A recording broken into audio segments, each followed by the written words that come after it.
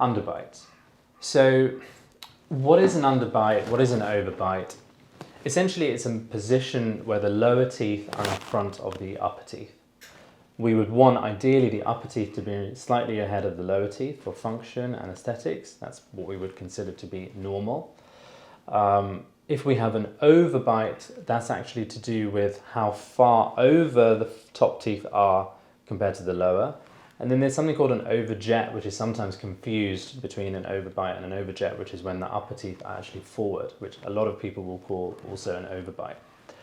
If we have an underbite, it's extremely difficult to resolve. We have to really think outside of the box to try and restore the smile. So let me show you this case which we managed to restore. This is a severe underbite. We have a situation where the lower jaw is in front of the upper, and what options do we have is we have the option of actually shifting the upper and the lower by using surgery.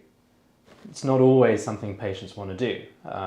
We don't always like the idea of surgery. It's a big deal. There might be orthodontics involved, and there may be an option that we can resolve this kind of thing without that.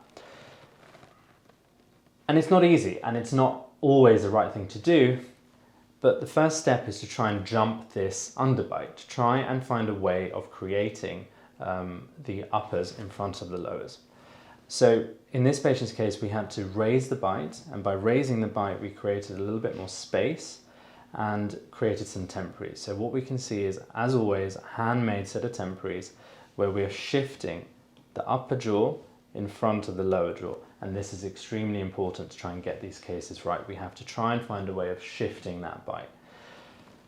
We test this out because we need to understand that the patient is able to function and bite, and if anyone's considering this sort of dentistry, it's not just about how it looks, it's got to work. We use our teeth. So these areas have to bite properly, the front has to bite properly, and we have to not break what we're putting onto the teeth, like the veneer itself. So it's all about understanding the back of the mouth and trying to get that to work so that the front is actually more stable. So we're testing that out, and then what we do is translate that to the final porcelain, which is what we can see here, which are a set of porcelain veneers and also porcelain onlays. Now, porcelain onlay is something that is kind of like a veneer, but for the biting surface of the tooth. And that can help us to raise a bite, it can help us to fix a broken tooth, and in this case it was more about raising the bite. So what you'll see is we've managed to shift the upper jaw in front of the lowers and make it look like the bite's actually correct, even though from a skeletal or like a jaw position, actually it's the opposite. It's all about creating an illusion. And the challenges with these is when you bring the front teeth forward, you have to try and control size because you're adding a lot of width to the teeth. So we don't want the teeth to appear big. And that comes down to contour, comes down to light reflection, comes down to appropriate color choice, and it comes down to the patient's aesthetic and how we want the teeth to look. So there's a lot involved in these cases. It's not always the right way, right treatment plan. Sometimes surgery is the only option and the best option. But if we can find a way without it, this kind of result will last a long time and look very good for many, many years.